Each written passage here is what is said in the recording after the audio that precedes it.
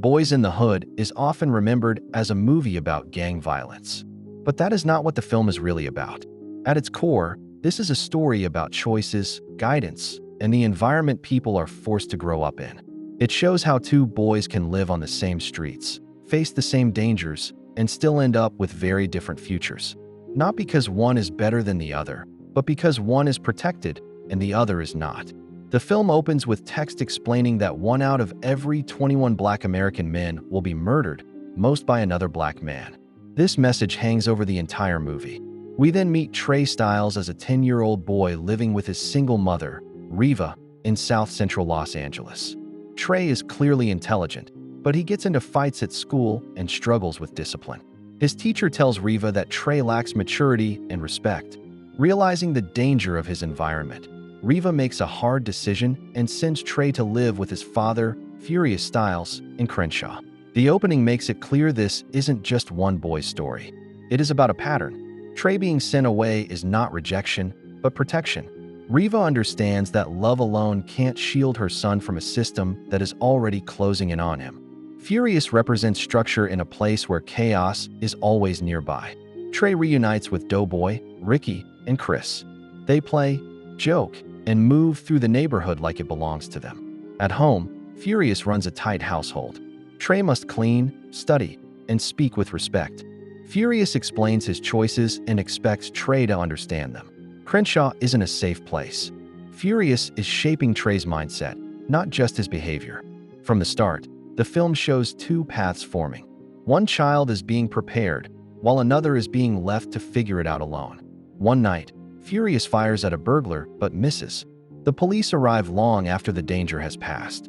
One officer is calm and professional. The other, a Black officer, uses racist language and treats Furious like a suspect instead of a victim. Furious stays calm, knowing how quickly the situation could turn deadly. This scene shows that authority doesn't mean safety. Even those who look like you can still harm you while wearing a badge.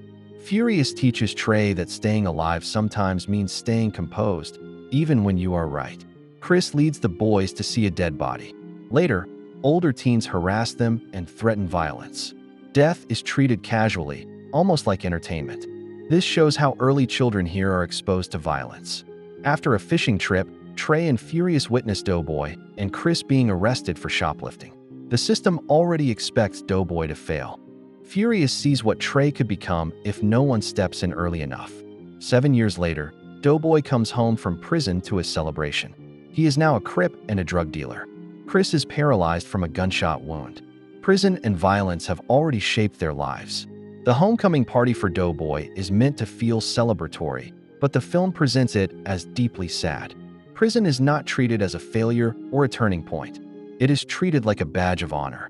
People cheer because Doughboy made it back alive, not because he changed or grew. The bar is set so low that survival alone is enough to be praised. The tragedy of the party is not that people are happy for Doughboy. It is that they don't expect anything more from him. Ricky is a talented football player with a girlfriend and a young child. A USC recruiter tells him he needs an SAT score above 700 for a scholarship. Ricky believes this is his way out. Ricky's future rests on a test score. His dream is fragile, balanced on rules that ignore the dangers surrounding him.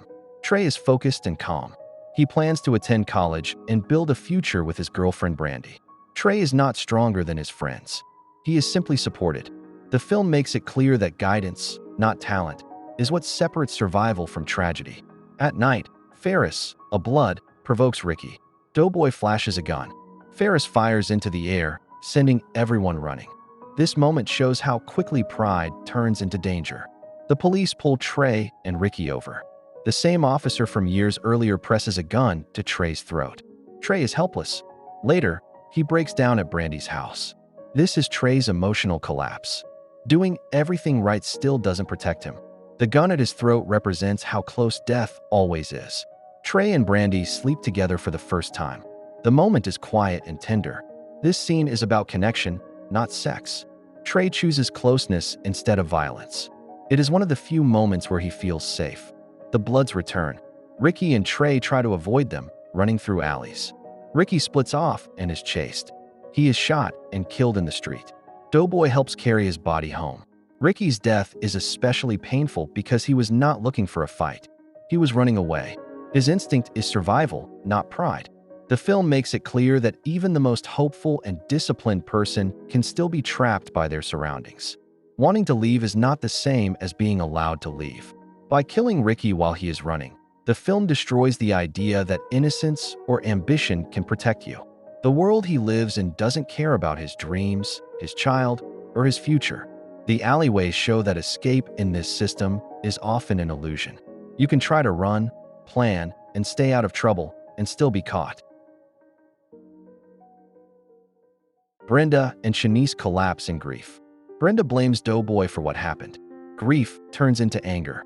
Doughboy becomes the target because the real enemy, the system, can't be confronted directly. Trey grabs his father's gun and prepares to get revenge. Furious stops him and talks him down. Trey later sneaks out, but turns back. This is the film's most important choice. Trey is standing at the same crossroads that has destroyed so many lives before him. Picking up the gun feels natural, almost expected. In this neighborhood, revenge is treated as justice, and anger is treated as strength. For a brief moment, Trey believes that joining Doughboy is the only way to honor Ricky and protect his own pride. Trey breaks the cycle by walking away. He chooses to live with pain instead of passing it on. He chooses a future that requires patience, not pride. Ricky's SAT results arrive. He scored 710. He qualified. This moment exposes the cruelty of timing. The system finally opens the door for him, but it's already too late. Doughboy and his friends find Ferris and kill him in a drive-by. Doughboy personally finishes the job. Revenge brings no peace. Doughboy looks empty. Violence gives him purpose for a moment, but it guarantees his end. Trey returns home. He and Furious exchange a long look. No words are spoken. The silence says everything. Furious knows Trey chose life, and Trey understands the cost of that choice. Doughboy visits Trey and speaks about being invisible to the world. He knows he will be killed soon. Then Trey hugs him. Doughboy finally understands the system, but it's too late to escape it. Awareness without opportunity becomes despair. Ricky is buried the next day. Doughboy is murdered 2 weeks later, and Trey and Brandy leave for college in Atlanta. The ending does not present Trey as a good person and Doughboy as a bad one. That would be too simple, and the film refuses that idea. Instead, it shows two lives shaped by very different levels of support. Trey survives not because he is more moral, but because he was guided, protected, and constantly reminded to think beyond the moment. Doughboy dies not because he is evil, but because no one ever pulled him back in time. Boyz in the Hood doesn't offer a happy ending. Instead, it asks a harder question. How many lives are lost not because of bad choices, but because the choices were always limited? Trey survives because someone taught him how to think, when to stop, and why you need to walk away. Doughboy dies because no one ever did. The film reminds us that violence is not just an individual failure, but a social one. And as long as some children are raised to survive while others are raised to be ignored, this story will keep repeating itself.